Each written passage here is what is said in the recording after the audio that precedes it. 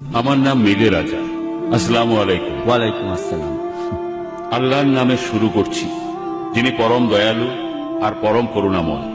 আর মহানবী মোহাম্মদ সাল্লাল্লাহু আলাইহি সাল্লামকে যথাযথ সম্মান জানাচ্ছি। আসলে আমি একজন অমুসলিম।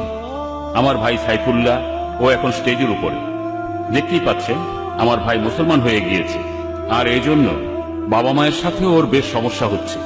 এটা আমার প্রশ্ন না, আমি এখানে আসলে অন্য ধর্মের মানুষ। আমি এখানে একটা কথা বলতে চাই যে অমুসলিমরা যে কোনো প্রশ্ন করতে পারেন, আলোচনার ভেতরে আলোচনার বাইরে। এটা একটা সুযোগ, আর এই সুযোগ সবসময় আসে না। আমি যে কোনো প্রশ্নের উত্তর দিতে রাজি। আপনি যদি অমুসলিম হন,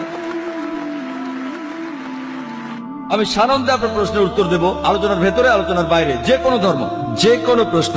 এটা আমার সৌভাগ্য। এখন আপনার প্রশ্নটা করেন। আমার প্রশ্ন আসলে আমার বন্ধুর জন্য। আমার বন্ধু একজন শারীরিক প্রতিবন্ধী। তার প্রশ্ন হলো, স্রষ্টা কেন মানুষকে পঙ্গু করে পৃথিবীতে পাঠান?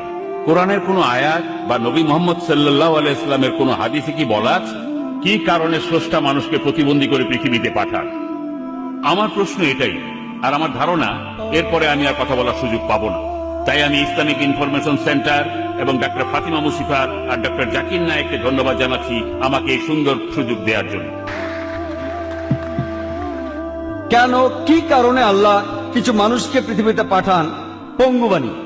ভাইরা, এর কারণটা হলো পবিত্র কোরআনে সূরা মুলকের 2 নম্বর আয়াতে উল্লেখ করা হয়েছে যে আল্লাযী খালাকাল মাউতা ওয়াল হায়াতা, তিনি আল্লাহ জীবন আর মৃত্যু সৃষ্টি করেছেন তোমাদের পরীক্ষা করার জন্য। এখন আপনি এই প্রশ্নটা করেছেন যে কিছু মানুষ কেন জন্মায় পঙ্গু হয়ে, আর কেউ গরিব, কিছু মানুষের জন্মগত কঠিন অসুখ থাকে। এই প্রশ্নটা হিন্দু দার্শনিকদেরও সমস্যায় ফেলে। আর এ কারণে হিন্দু দার্শনিকরা বলে থাকে একটা দর্শনের কথা, ওটা হলো সংস্কারা, জন্ম আর পুনর্জন্মের চক্র। যদি আপনি বেদ পড়েন, আমি সব ধর্মগ্রন্থ পড়েছি, বেদে বলা হচ্ছে পুনর্জন্মের কথা। পুনর মানে পরবর্তী, জন্ম মানে জীবন, পরবর্তী জীবন। এমনকি পুরনো মৃত্যুর পরের জীবনের কথা বলা হয়েছে, তবে সেটা বেদের মতো না যে জন্ম তারপর মৃত্যু, আবার জন্ম আবার মৃত্যু, আবার জন্ম আবার মৃত্যু, এমন কোন চক্র নেই। কিন্তু হিন্দু ধর্ম দর্শনের একটি প্রধান ভিত্তি হলো কর্ম। প্রত্যেক কর্মই আবার নির্ভর করে ধর্মের উপর, এর একটা অ্যাকশন আছে, রিয়াকশন আছে। আর এর উপর ভিত্তি করে হিন্দু ধর্মের দার্শনিকরা মনে করেন যে সম্ভবত আগের জীবনে এই লোকগুলো কোন অন্যায় করেছিল, তাই এই জন্মে তারা পঙ্গু হয়ে জন্ম নিয়েছে। যদিও এই কথা বেদের কোনো অনুচ্ছেদে নেই।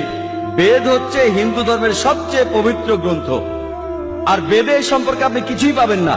সেখানে পাবেন শুধু পুনর্জন্ম, যার অর্থ পরবর্তী জীবন। খ্রিস্টানরা এটা বিশ্বাস করে, এমনকি মুসলমানরাও এটা বিশ্বাস করে, কারণ তারা এটার কোনো ব্যাখ্যা দিতে পারে না যে কেন কিছু মানুষ কঠিন অসুখ নিয়ে জন্মায়। হিন্দু দার্শনিকরা যুক্তি দেখায় যে মানুষ মারা যায়, তারপর রূপ পরিবর্তন করে। যদি আপনি আগের জন্মে খারাপ কাজ করে থাকেন, তাহলে এই জন্মে পঙ্গু হয়ে জন্মাবেন। তারা আরো বলছে যে যদি কোনো মানুষ ভালো কাজ করে থাকে, তাহলে সে উঁচু জাতে জন্মাবে, আর সবচেয়ে উঁচু স্তরের প্রাণী হচ্ছে মানুষ। এই জন্মে আপনি খারাপ কাজ করলে নিচু স্তরের প্রাণী হয়ে জন্মাবেন, হতে পারে একটা বিড়াল, একটা কুকুর, অথবা অন্য কোনো প্রাণী। যদি ভালো কাজ করেন তাহলে উঁচু স্তরে। আমি একটা প্রশ্ন করি, এখন পৃথিবীতে অপরাধের সংখ্যা বাড়ছে না কমছে? বাড়ছে না কমছে? বাড়ছে না কমছে? বাড়ছে। সবাই একমত, বাড়ছে। এখনকার দিনে পৃথিবীর জনসংখ্যা বাড়ছে না কমছে? বাড়ছে। যদি ধরে নিই যে খারাপ কাজ করলে নিচু স্তরে জন্ম হয়, তাহলে তো পৃথিবীর মানুষ কমে যাওয়া উচিত। পরও কথা থাকে, কেন কিছু মানুষ জন্মায় কেউ পঙ্গু হয়ে, কেউ গরিব হয়ে, কারো জন্মগত ত্রুটি থাকে? এর উত্তর দেওয়া আছে পবিত্র কোরআনের সূরা মুলকের 2 নম্বর আয়াতে আল্লাযী খালাকাল মাউতা ওয়াল হায়াতা, তিনি আল্লাহ জীবন আর মৃত্যু সৃষ্টি করেছেন পরীক্ষা করার জন্য তোমাদের। পৃথিবীতে তোমার জীবন একটা পরীক্ষা পরকালের জন্য, এবং তোমাকে দেয়া পরীক্ষার উপর ভিত্তি করে তোমার বিচার হবে। আর মহান স্রষ্টা এক একজনকে এক একভাবে বিচার করবেন। যখন আপনি কোনো পরীক্ষা দিতে বসেন, প্রত্যেক বছর পরীক্ষার প্রশ্নপত্র বদল হয়। যদি প্রশ্ন না বদলায়, তাহলে পরীক্ষাটা কিসে? প্রতি বছর প্রশ্ন বদলাবে। একইভাবে আল্লাহ সুবহানাহু ওয়া তাআলা বিভিন্ন মানুষকে বিভিন্নভাবে পরীক্ষা করেন। তিনি কিছু মানুষকে সম্পদ দেন, আর যদি কাউকে সম্পদ দেন, ইসলামী শরিয়া বলে আপনার অতিরিক্ত সম্পদের 2.5% দান করে দিতে হবে, যেটাকে বলা হয় যাকাত। আর গরিব মানুষকে কোনো জাকাত দিতে হবে না, সেই 100তে 100 পাবে জাকাতে। আর ধনী লোক, তাদের জন্য স্বর্গে যাওয়া খুবই কঠিন হয়ে যাবে। যীশু খ্রিস্ট বলেছেন ধনী লোকের পক্ষে স্বর্গে যাওয়া অসম্ভব, আর মহানবী সাল্লাল্লাহু আলাইহি ওয়াসাল্লাম বলেছেন এটা খুবই কঠিন ধনী লোকের পক্ষে সহজে বেহেশতে যাও। যদি আপনি ভালো করে দেখেন যে আল্লাহ সুবহানাহু ওয়া তাআলা আপনাকে যে সুযোগ সুবিধা দিয়েছেন তা দিয়েই আপনার বিচার করা হবে। যদি আপনাকে সম্পদ দেন তাহলে জাকাত দিতে হবে, যদি সম্পদ না থাকে কোনো জাকাত দিতে হবে না। কিছু মানুষকে তিনি পঙ্গু বানিয়ে পৃথিবীতে পাঠান, তারা পঙ্গু হয়ে জন্মায়। যদি কেউ আমাকে প্রশ্ন করে যে এই শিশুটির অপরাধ কি, সে কি অন্যায় করেছে, আমরা ইসলামে বিশ্বাস করি প্রত্যেক শিশু মাসুম, প্রত্যেক শিশু নিরপরাধ আর নিষ্পাপ। কিন্তু যখন সে এভাবে জন্মাচ্ছে, হতে পারে যে আল্লাহ কোরআনে বলেছেন তোমার সম্পত্তি, তোমার সন্তান, তোমার স্ত্রী হলো তোমার জন্য পরীক্ষা। এটা বাবা মার জন্য পরীক্ষা হতে পারে। হয়তো আল্লাহ বাবা মাকে পরীক্ষা করছেন, হয়তো বাবা মা আল্লাহকে খুব মানে, হতে পারে তারা খুব ধার্মিক। এখন আল্লাহ তাআলা তাদের আরো কঠিন পরীক্ষায় ফেলেছেন যে এবার তোমাদের সন্তানকে পঙ্গু বানালাম। স্রষ্টা দেখতে চাইছেন এখনো সেই বাবা মা আল্লাহকে বিশ্বাস করে কিনা। আর পরীক্ষা যত কঠিন, পুরস্কারও তত বড়। যেমন ধরেন আপনি যদি বিএ তার মানে গ্রাজুয়েশন পরীক্ষা দেন, এটা খুব সহজ। কিন্তু আপনি যখন মেডিকেল গ্রাজুয়েশন পরীক্ষাটা দেবেন, সেটা বেশ কঠিন। কিন্তু আপনি যখন এমবিবিএস পাস করবেন, নামের আগে লেখা হবে ডাক্তার, পরীক্ষাটা কঠিন, কিন্তু যখনই আপনি পাস করবেন আপনি ডাক্তার, সম্মানটা অনেক বেশি। পরীক্ষাটা যত কঠিন, পুরস্কার তত বড়। তাহলে আল্লাহ বিভিন্ন মানুষকে বিভিন্ন ভাবে পরীক্ষা করেন। একজন মানুষ পঙ্গু হয়ে জন্মেছে, তার মানে এই না যে সে আগের জন্মে অন্যায় করেছে, সে নিষ্পাপ। সে যে পঙ্গু, এটা হয়তো তার বাবা মায়ের জন্য পরীক্ষা, হতে পারে এটা তার নিজের জন্যও পরীক্ষা। আল্লাহ তাকে পরীক্ষা করতে চান যে সে এখনো স্রষ্টাকে বিশ্বাস করে কিনা। আর এজন্য আল্লাহ কিছু মানুষকে গরিব বানান, তারা দরিদ্র হয়ে জন্ম নেয়। আবার কিছু মানুষকে ধনী বানান, কিছু মানুষ ভালো স্বাস্থ্য নিয়ে জন্মায়, আর কেউ পঙ্গু হয়ে জন্মায়। আল্লাহ বিচার করেন পরীক্ষার উপর ভিত্তি করে। চিন্তা করেন 100 মিটার দৌড় প্রতিযোগিতায় কিছু লোক থাকে পঙ্গু, তারা 50 মিটার থেকে শুরু করে, কারণ হয়তো তার পায়ে সমস্যা আছে, আর এই কারণে সে শুরু করে 50 মিটার আগে থেকে। যদি আল্লাহ দেখেন যে কোনো মানুষের কাছ থেকে কিছু সুযোগ সুবিধা কেড়ে নেওয়া হয়েছে, তাহলে তিনি সেভাবেই বিচার করবেন। যদি পরীক্ষার প্রশ্ন কঠিন হয়, তাহলে টিচার সহজভাবে খাতা দেখেন, আর যদি প্রশ্ন সহজ হয়, তাহলে টিচার একটু কঠিনভাবে খাতা দেখে থাকেন। আর আল্লাহ তাআলা এক এক মানুষকে এক এক ভাবে তৈরি করেছেন, বিভিন্ন রঙে, বিভিন্ন ভাষায়, আলাদা আলাদা পরিবেশে। আর আল্লাহ সুবহানাহু ওয়া তাআলা যাকে যে পরিবেশ দিয়েছেন, যে সুযোগ সুবিধা দিয়েছেন, সেইভাবে তার বিচার করবেন। আশা করি উত্তর পেয়েছেন।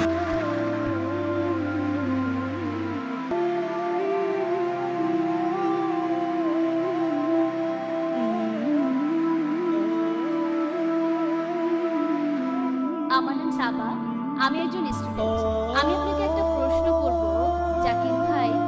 একজন পুরুষ বেহেশতে গেলে হুর পাবে, অর্থাৎ আয়তনের জন্য সুন্দরী সে পাবে, কিন্তু নারী বেহেশতে গেলে সেখানে সে কি পাবে?